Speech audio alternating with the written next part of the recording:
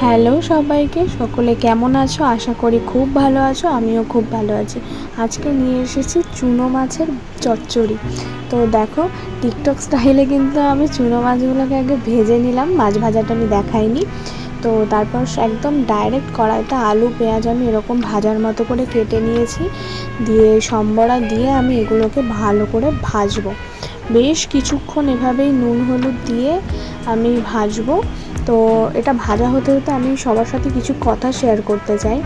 তো যারা ফলোয়ার্স আছো, যারা আমাদের ফলো পাঠাচ্ছ, আমরা যাকে ফলো পাঠাচ্ছি, সকলেই কিন্তু সকলকে সাপোর্ট করছো না।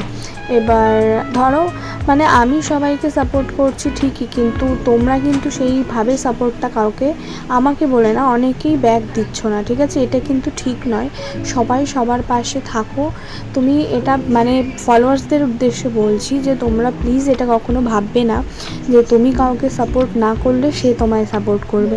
তুমি এটা ভাববে যে তোমায় কেউ সাপোর্ট করুক বা না করুক, তোমাকে কিন্তু কন্টিনিউ সাপোর্ট করে যেতে হবে। তুমি 5 দিন তাকে সাপোর্ট করলে, 6 দিনের দিন সে করছে না বলে তুমি তাকে আর সাপোর্ট করলে না, এটা কিন্তু ঠিক নয়। তোমাকে কন্টিনিউ করে যেতে হবে, সেও তোমাকে একদিন না একদিন ঠিকই ব্যাক দেবে। তো ঠিক আছে, তো এটা প্লিজ কেউ করো না। অনেকে আছো ফলো পাঠিয়েও আবার আনফলো করে দিচ্ছ। তো এটা করলে কিন্তু তোমাদের পেজেরই অনেকটা ক্ষতি হয়ে যাবে। যাদের প্রোফাইলের পেজটা রিচ ডাউন হয়ে যাবে, তো তোমাদেরই ক্ষতি হবে, ঠিক আছে? তো দেখো, আমি চুনো মাছটা এখানে ভেজে কষিয়ে নিয়ে জল দিয়ে দিয়েছি।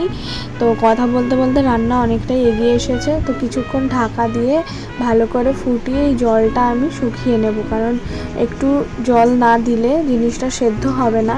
তো সেই জন্য আমি কিছুটা জল দিয়েছি। এই জলটা যতক্ষণ না শুকোবে আমি ততক্ষণ এটাকে ফোটাবো। তো জল প্রায় শুকিয়েই নিয়েছি আমি। শুকিয়ে নিয়ে এই যে আমি নামিয়ে নিয়েছি। তো দেখো, এটা কিন্তু আমি বেশ তেল তেল করে রান্না করেছি। সাইড দিয়ে তেলটা কীরকম বেরিয়েছে দেখেছো? খেতে কিন্তু খুব ভালো হয়েছিল। আমার ভীষণ ভালো লেগেছে, বাড়ির সকলেরও খুব ভালো লেগেছে। তো তোমাদের যদি আমার রান্নাগুলো ভালো লাগে, অবশ্যই সবাই লাইক কমেন্ট করবে, পারলে শেয়ার করে দেবে। তো এভাবেই সবাই পাশে থেকো। Thank you so much.